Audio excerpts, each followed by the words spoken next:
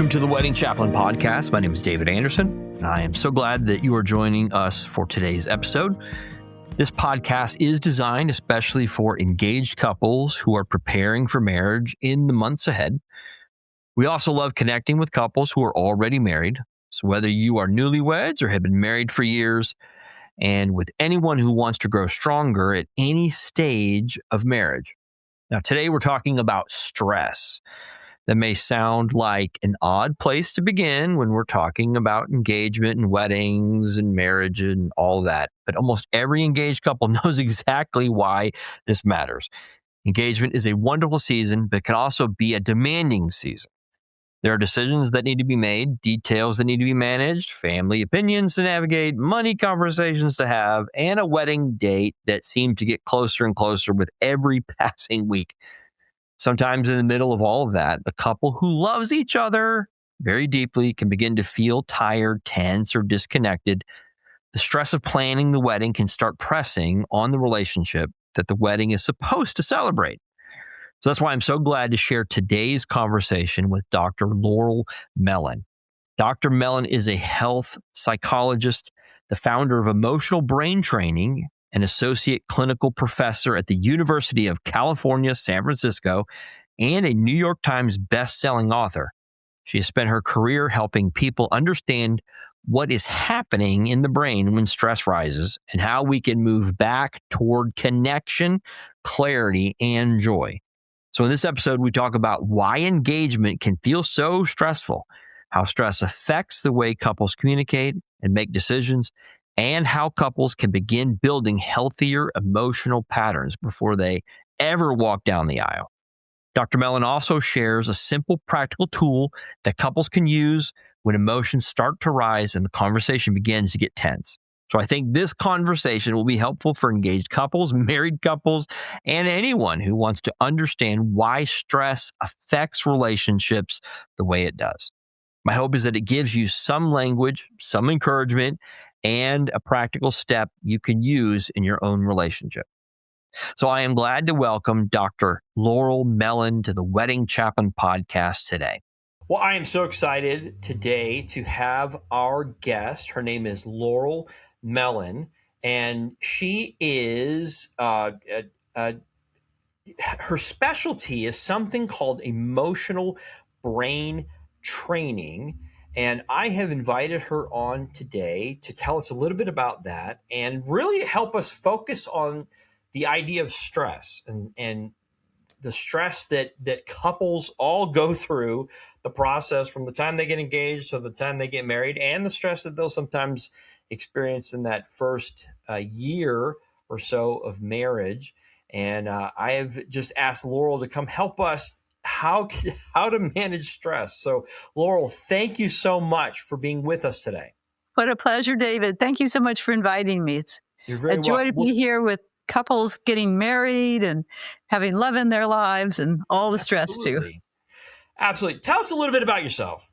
Okay. I'm a health psychologist. I spent 40 years as a professor at the University of California, San Francisco, trying to find the missing link in healthcare, why nothing seemed to be working, neither therapy or medicine. And it's because we're not treating the stress in our bodies. It's not the stress in the outside world. It's the way it gets into our brain and gets stuck there. And developed emotional brain training. And it's all scientific. It's very simple. And it's a way of understanding the world in a whole new way, including spirituality. And I live with my husband. And I have 3 grown children. I have a horse and I have a dog. No Very cats good. because my husband's allergic to cats. But other than that, we're a happy family. They are grown and they have gone on to their own lives. But I am all about love, and particularly all about love as it relates to stress, because there's a lot of news in the scientific literature that will change how you think about stress as well as love. So how did you get interested in this? I mean, most of us don't wake up and say, hey, I'm going to study stress. How did this become a passion for you? Yeah, I think as those of us who are like healer types have our own wounds, or we wouldn't really understand why it's worth figuring out how to help people feel better. And I had my problems with eating problems. I had my problems with merging in relationships. I had my problems with depression and anxiety. And nothing was really working. The old cognitive behavioral thing is really not consistent with brain science. And I got lucky. I was able to get a position at UCSF surrounded by brilliant people who were doing research just in that field. And as soon as I got the position, I immediately got pregnant, was on bed rest because I'd had a previous pregnancy where I lost the baby. The baby died. And so I had to be on bed rest. And on bed rest, I wrote my first book. And I've been writing them ever since. Very good. So you're surrounded by these wonderfully intelligent, gifted people. You're learning from them, but you're also sort of selfishly trying to figure out some things in your own life and how to make those things work that were not working. When did the light bulbs start coming on? That it came off very early. Out here working, and that there needs to be something else. Oh, it came right away. And I do think there's a spiritual element in all this, because when society is not giving you solutions to your problems and you're suffering, even though you're playing by the party line and taking the medications, going to therapy, doing all the things, and it's just you're not in that joy state, something's wrong. So what I did is I started looking in the scientific literature and went to the bottom floor of the UCSF library and found this old study from 1940 that said it's about connection. If you're not connected, you are going to have one problem more after another. And I thought, oh, well, that's not a problem. I'll just teach connection skills. So I started doing that. And lo and behold, the research showed that it was more powerful than anything that had been developed before. But it was one woman. It all comes down to a person, right? I'm getting out of my office. It's like 4:00 in the afternoon. And this woman comes in and she just like confronts me right there in the hall. And because she had been in the program we were developing, which became EBT eventually obviously for adults. And she said, "What did you do to my daughter? She's a different person before," because the whole family was learning EBT, these skills. She said, "Before she was depressed, she was sullen, she was overeating, she was stealing money from my purse. And now all she wants to do is go out and play and be joyful." And I thought at that moment, I have no idea why they worked. I just know that they did work. And I'm going to spend the rest of my career trying to figure out the science behind it so I can replicate it and make it more available to me as well as to all other people. So that one person really changed my life. And then about, how many years later, probably 15 years later in this process, I was on Oprah 3 times and my books became bestsellers. And it's because of that, a man named Igor Mitrovich, who was also a professor at the university, his wife noticed how stressed he was and he wasn't connecting with his teenage son. And she read about my book. And so she bought it for him for his birthday and gave it to him. And he tried out the skill that I teach now, including in my latest book. And he changed. He changed. He's a neuroscientist that studies addiction and physiology. And he calls me on the phone and says, "How did you figure this out?"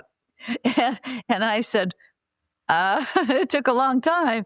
And he said, "Well, I'm going to help you." So he helped bring it to the next level. And we really figured out that it was rewiring the motherboard of humanity, the emotional brain, out of stress and into a state of connection and well-being and joy with simple tools that anyone can learn.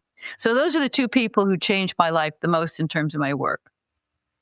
All right. So I'm super intrigued now. So, and I'm gonna bookmark this because I want to come back to it, because you said the word joy twice, and so I want to circle back to that at some point. But before we get to that, part of the reason that I have you on here is, engagement is stressful, and it is supposed to be joyful. You've just had this proposal, and you guys have been together for a while, 2, 3, 4, 5 years maybe. And now we're looking forward to this incredible event. I know a lot of couples, as soon as they get engaged, it becomes stressful because they're planning this event. They sort of get confused on the relationship side, and now it's all event, to-do lists and all that. But what I want to start with is, I mean, just in a nutshell, what is emotional brain training? Just give us sort of the Cliff Notes version. Okay. Well, I hate to say it, but it's so simple that it's scary. And the reason it's so simple that it's scary is it's based on brain science. And if you look at the brain just from a molecular standpoint or a cellular standpoint, it's very complicated. But if you stand back, and like with most things, if you stand back and just look at the basic truth of the brain, there's only two directions it goes in.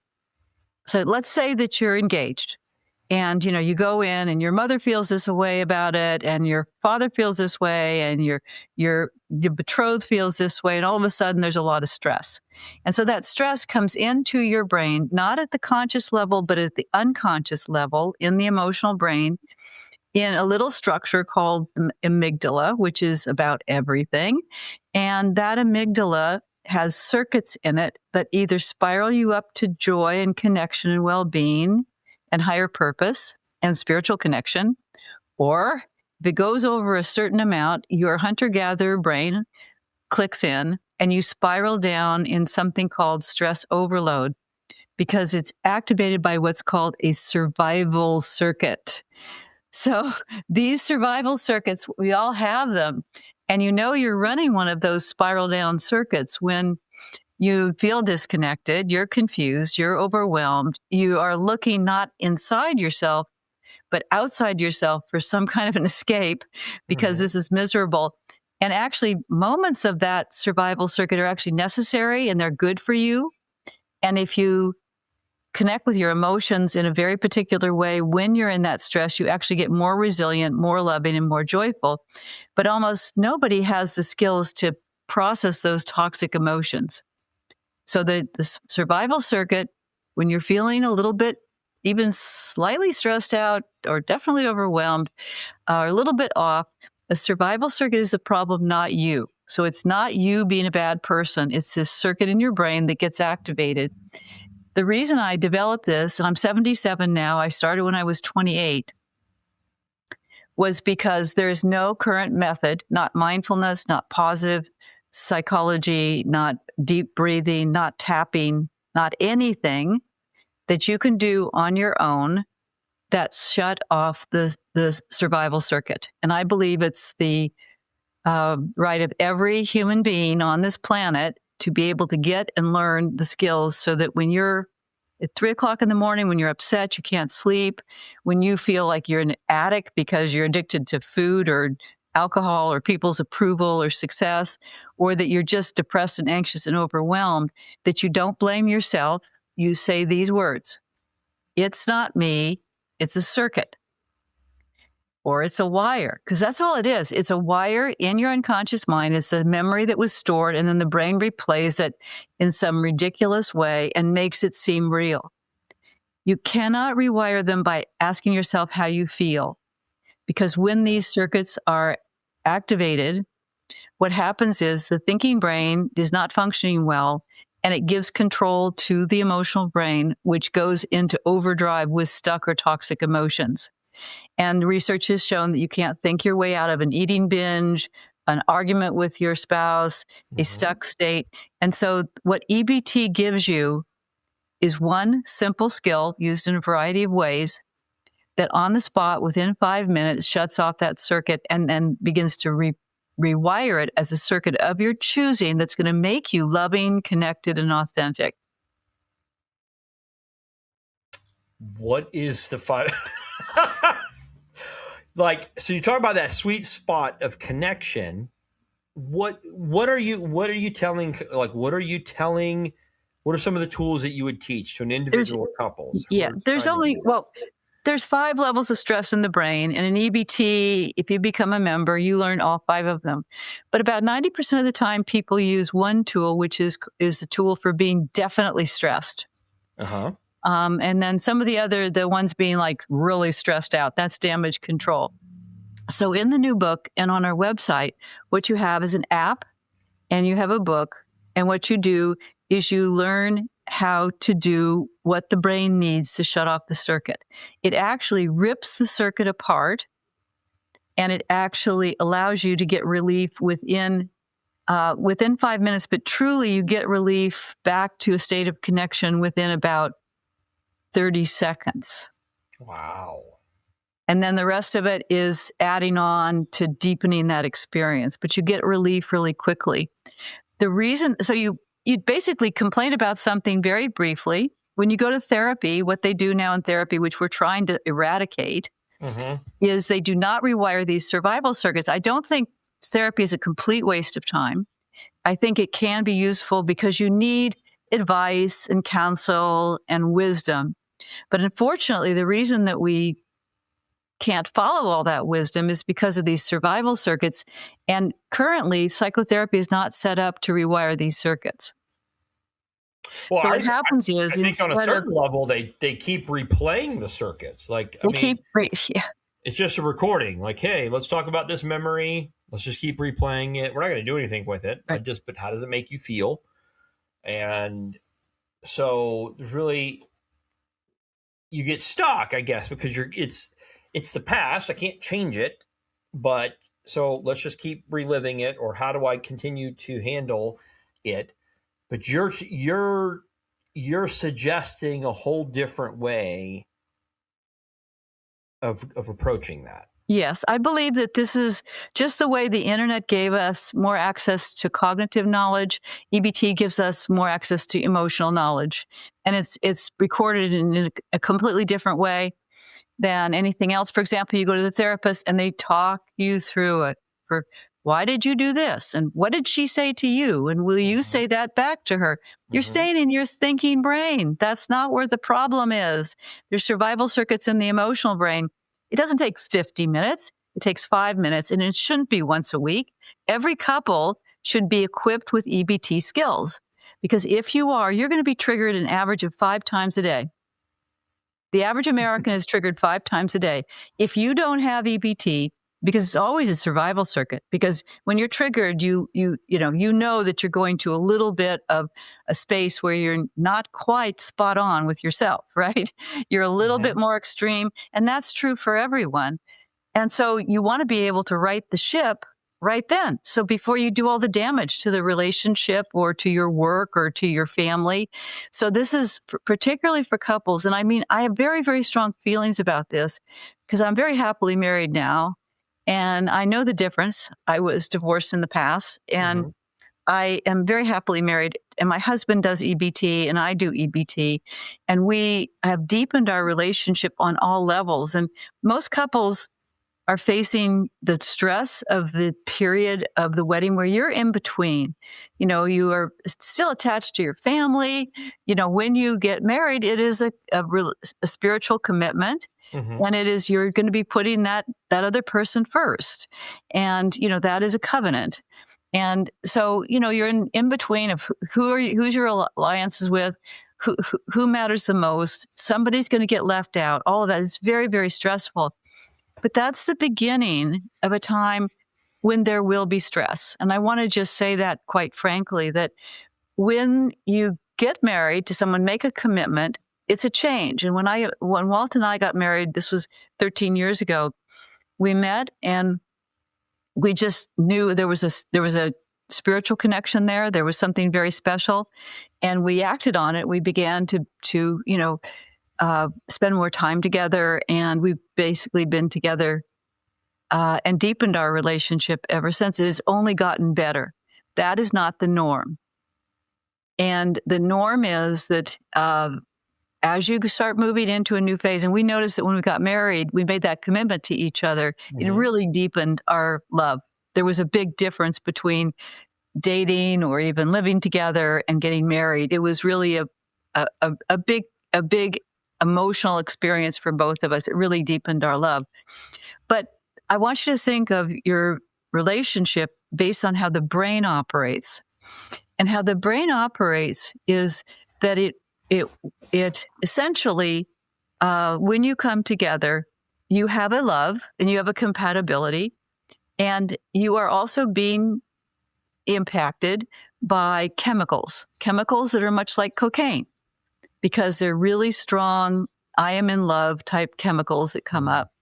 And so we can get through that period, but at some point, this in love stage where the stress chemicals go into overdrive phase. And then what happens is all our childhood circuits, our survival circuits that were never resolved. And to resolve them, you have to process them emotionally, which you do with EBT in 5 minutes, not 50 minutes or a lifetime, but you have to process them. There's no way around it. Otherwise, they live inside of you and make you anxious, depressed, jittery, insecure, reactive. And so, what happens is all those circuits do come up, and then you say to yourself, what did I just do? And this was the worst mistake I ever made. And they're not the person that they said they were. And all these kinds of things. And this is normal. This happens to virtually all couples. And what that is the beginning of what marriage is made for.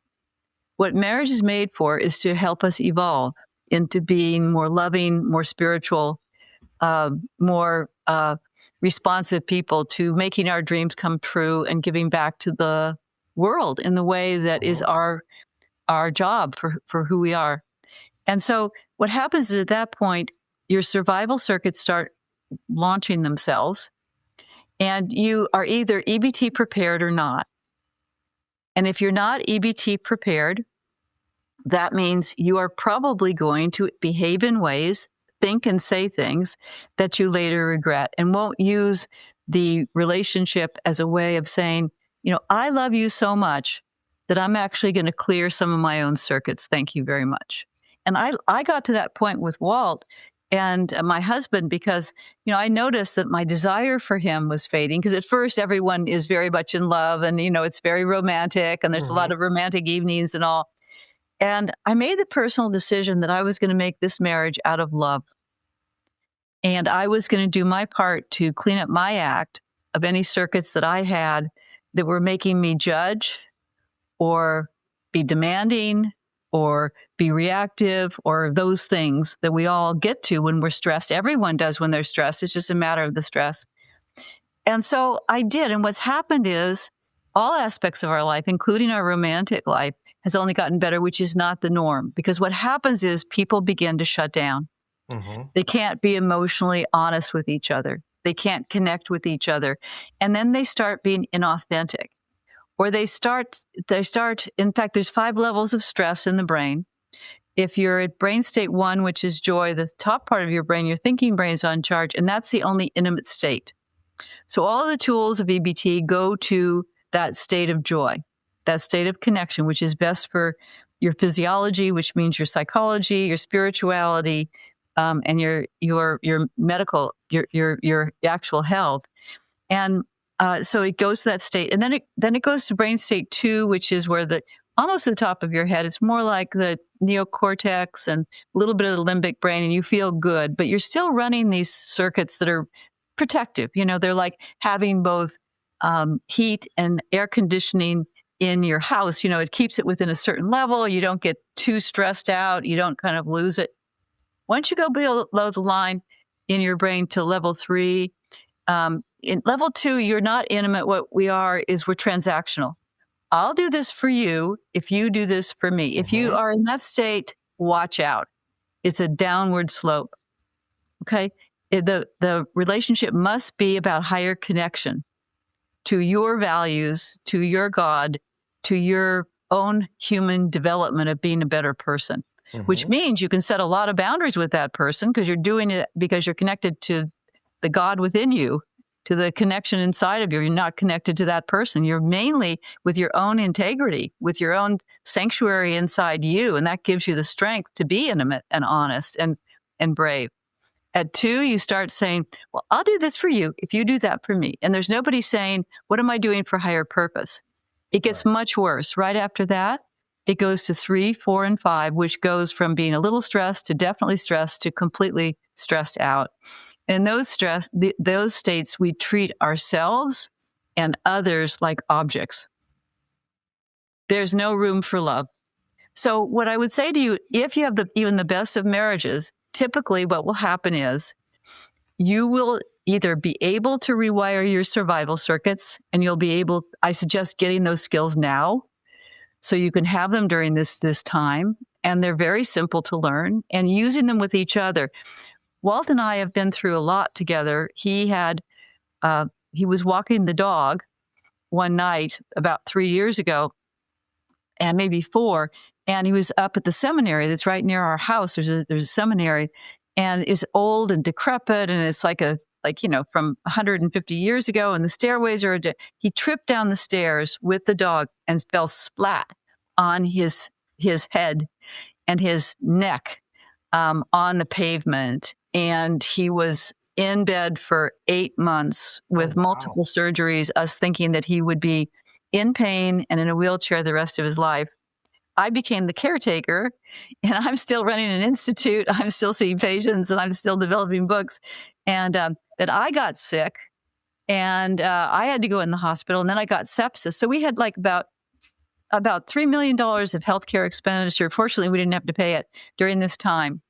And if we didn't have EBT, where I could say to him, I'm at brain state 5, will you please listen to me? And then for 5 minutes, I use what's called the damage control tool, and I get back to a connected state. And then part of when you listen to another person, take those 5 minutes, you then give someone what's called a connecting message, where you tell them the feelings inside of you. When you said that, I felt really sad, and then I felt lonely, and then I felt grateful. And it really helped me because now I'm closer to you. So these little kindnesses where you don't have to talk to your spouse for an hour about something.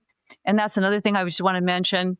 If you're in an argument with someone, please get EBT, because what you do is say, I don't think we should talk about this unless we're both at 1.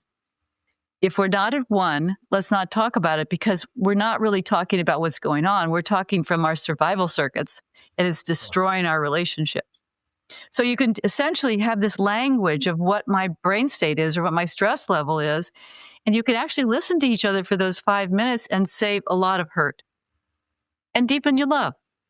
Absolutely. So time, I'm just thinking through I'm just sitting here listening. I forgot I'm the host. I'm supposed to, I'm just intrigued by everything you're saying. So the old adage, time heals old wounds. That's not true. No. Emotionally processing heals old wounds and new wounds. It doesn't really matter. Our emotions don't really care that this thing happened yesterday, a year ago, 50 years ago. If you haven't processed it, it's going to stay there, and it's going to continue to affect you. You're calling, obviously, and logically, a couple needs to take this. Yes. Say only one takes it. One person knows this stuff, and I know this stuff. And maybe not even dealing with a spouse. I'm just dealing with a coworker or somebody in my community or whatever. How does this help if the other person is not playing? Like if someone doesn't know the rules, but I'm working with this stuff, how does this help? Well, with someone in my family during engagement, my mother-in-law, whatever. How does this work? Right. How does this help? Well, it helps because essentially we're not accountable to the world. We're accountable to our spiritual core. Mm-hmm. And if we're behaving at 3, 4, or 5, we're out of integrity with the spiritual. And so the primary relationship we have is with ourselves. So the main thing is entering into a marriage means that there is a thinner boundary that we have, maybe even a tissue paper thin boundary between us.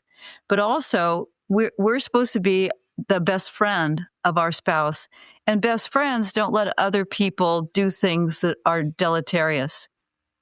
They set boundaries. So with that brain state 1 that you're in, that joy state, you can both, when it is appropriate, to have a tissue paper thin boundary and just give and receive love and just, it feels so good.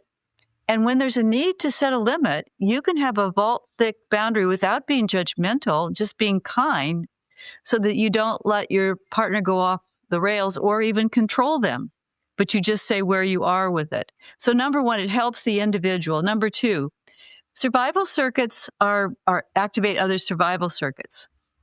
So let's say that one person in the couple is triggered They have a survival circuit going. They're at brain state 4 or 5. What happens if you don't have those boundaries, if you can't connect with yourself emotionally and process the toxic emotions, you go right down there with them. So it means both people, and they can be acting differently. Maybe one person is really loud and yelling and hostile, and the other person is depressed or anxious and quiet, but they're both extreme and maladaptive and ineffective. So what you do is, even if one person gets these tools, they know, and they get training in them, they know that if all their job is to process their emotions back to brain state 1, where they're in that joy state. And once they do that, they will spontaneously behave differently. So the old relationship, the old dynamic where you'd get into that cat fight can't happen because it takes 2 to tango. So that's how you give to your partner, by you staying at 1, even if they don't like it. And the reason for that is that marriages are meant to create growth. And if they don't create growth, you leave. You either physically leave or legally leave or emotionally leave or spiritually, but you will not stay in a situation where you are not feeling safe, rewarded, and evolving. So, and this is completely random, and I'm just curious because I'm in this stuff all the time. When you're saying words that I understand, like when you're talking about the spiritual, how is that you're in the middle of a university community, a research community. Those can be sometimes territorial. Those can sometimes be different camps and all kinds of things. When you're using that, is that being well received on levels that are, hopefully in church world, everybody gets that. Is that being received in professional counseling circles? Well, it's not so much circles because it's all about individuals, but there's so much research that supports a spiritual connection is so foundational to health. And there's so many studies, like in my new book, which is The Joy Solution. What we're doing there is showing exactly why it is that joy, which is a spiritual state of connection, is what's built into our genes. Our genes, what they do is they say, okay, you're going to be in stress, but if you process your emotions, you're going to have not just a stress response, but it's going to come back to a joy response. Because we want to get you back to joy because that's what's best for survival of the species. That's why people can think about the future. They can plan for children. They can care about someone besides themselves and their optimal physiology for health. So we actually have inside of us not just a stress response, but if you continue the stress response and learn these EBT skills, you can recover faster, clear the toxic emotions, and get back to joy rather quickly. And you can even train your brain to do it automatically the longer you use it. Like last night, I had dinner with some of my friends at UCSF, and I have a pinched nerve in my neck. And so stress is not just emotional, but it's also metabolic if you're overeating or undereating, and it's also physical. And I was in a lot of stress just sitting there next to these beloved people, but I was more easily triggered. And so I found myself getting triggered by something, and I took a deep breath and said, it's not me. It's a wire. And my brain from that point just took it on itself. And I end up back in a loving connection. So essentially, the best thing you can do for your offspring, the children that come, if you're going to have kids or you're going to be child free, you're going to use your love in a different way, or your spouse, if you can't complete your emotional arc and take those toxic emotions back to joyful emotions, you will not learn, change, and grow. You will create problems, and then you'll have a full-time job fixing your problems instead of living your life. Wow. So we're coming to a close, and I could probably keep you for an hour. This would be, I would have just a fabulous afternoon continuing this. So I want you to say something to the bride or the groom that's listening to this. And in their minds right now, they're saying, well, joy is going to be if I can have the perfect wedding that I'm planning. Like, that's going to be joy for me. Or once the wedding's over, we'll have joy when we have a child. That'll be our next event. That'll be our next milestone. Or when we get the house, or when we get the new job or the promotion, so for folks or couples who I see this a lot. Joy is connected to this external event. It's an event. Mm-hmm. It's a calendar date. We're working towards this. We can't really have it until we get there, but we have to plan on it. And so when we're there, it'll be perfect and we'll have joy. Speak to the couple or to the individual who's perhaps more joy is connected to a time-based thing or an event-based thing. They can't have it now. They'll have it when they get there. And why that doesn't work. Yeah. Okay. So anything that is not about loving connection is a hedonic reward, which means it wears out. It lasts for about an hour. And then afterwards you feel like garbage because you've been so aggressive and so mean and so selfish. And the other kind of reward, what I want you to bond with is not so much getting what you want when you want it, but bonding with being able to work through and listen to each other. You can't always have it your own way, and make compromises, really hear each other to the point you both feel in integrity, that you feel like you've done the right thing by yourself and the other person. Don't just evaporate. Don't just, you have needs.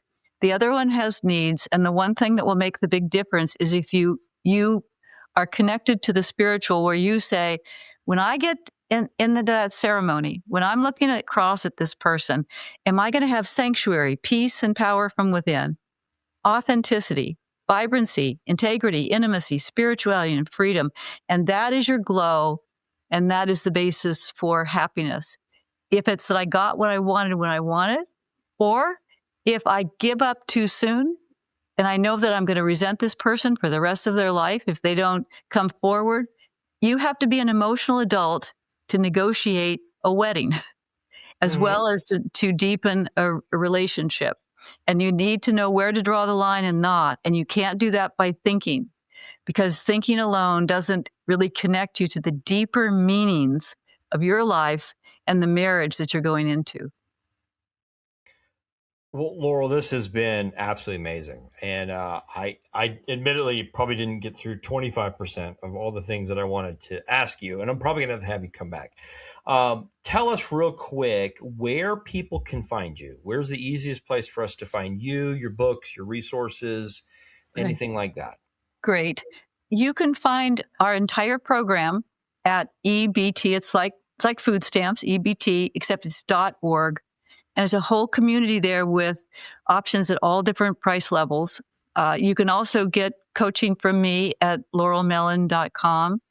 And the new book is The Joy Solution. And it's clear stress, rewire trauma, and change habits 5 minutes at a time. Again, this tool is very quick. It's only 5 minutes. But either way, I really recommend. I just want to say one more thing, David, if that's okay. Yeah, absolutely. One more thing, which is really important. And I told you that I went through divorce, and this was very, very bad for my children. And it was very hard on me, and is very hard on my former husband. But the issue is, one of the things that I think would have helped me way back then, that I hope will help you, is that there's 5 different levels of stress in the brain. Okay, and in each level, there is a different area of the brain in charge. So literally, when you're at brain state 5, which is stress overload, your reptilian brain is running you with all the memories from that stage of life. And so even though we see ourselves conceptually, like I see myself as a spiritual person, but truly I'm 5 people. Because when we're in each brain state, the memories come up, and the memories are what we're repeating in our head as our truth. Our thoughts, our emotions, our behaviors, and our physiology. So going into your marriage, know that your partner has 5 different people inside him or her. And the ones that are at 3, 4, or 5 aren't that pleasant. Mm. And the ones at 1 or 2 is why you probably married them. But they come with a full package of 5 different drawers of memories in their brain. And so do you. And so your job as a loving spouse is to choose someone where you can really look at their light side, those, all those memories, all the ways of being that they are when they're 1 or 2, and celebrate them. I mean, you dig them. Like with my husband, Walt, I just look at him and I just say, I just love you so much. You are just so wonderful. Can I tell you more about how wonderful you are? Okay. Mm-hmm. And then, but when he goes to 3, 4, or 5 and he starts yelling or he starts being dictatorial or any of the things, or I go to my states and I get anxious or controlling, which, we're all going to do something not nice at 3, 4, or 5. My job is this, to know that side of him, not to judge that side of him because we all have those circuits in the bottom of our brain, and to set limits with them to minimize the harm he does to himself and to me. If you can do that, then you probably have the right partner, and you will find that the love will be likely to deepen and grow. And so you're saying, I want to look at the light side when he's at 1 or 2, and I want to look at the dark side and celebrate, and just celebrate. Really tell each other how grateful you are for them. Tell them every day. And when it comes to sex is a big part of a relationship. Mm-hmm. To be able to set limits with what you will and won't do. And also to know that sex is really about love. And when you make the decision that you love this person and you want to share your bodies and your passions and your eroticism with each other in a way that gives them pleasure as within the limits that you set, all of a sudden sex stops being really hard or scary or a big way to feel like you failed or whatever. When it moves into the loving range where it's spiritual, all of a sudden it deepens and it's fun and it's exciting and it's honest and true. So all of these areas have to do with honoring the light side. When the dark side comes, say to your partner when she is at 5, well, that's my part. That's a wire. That's my partner at 5. I'm not going to allow her to or him to harm me or others in ways that don't work for me. But I'm certainly not going to judge them because I've got my own wires too. Mm. Thank you for staying with that. That was, and I'm pretty sure there's a lot of folks that needed to hear that last little bit there. So that's magical. It's probably not the word I'm looking for, but that was very, very, very good. Well, folks, again, go to ebt.org. If you are planning a wedding in the next few months, you need to get this today and start working on this and get involved. And whether you're doing a book or course or whatever level you want to engage with Dr. Mellin, I highly recommend that you go and put this to use now. If I'm just thinking of my own story, man, if I had this years ago, I mean, it would save you a whole lot of time, a whole lot of energy, a whole lot of stress, which we're all trying to help and alleviate. So, Dr. Mellin, thank you so much for being with us today.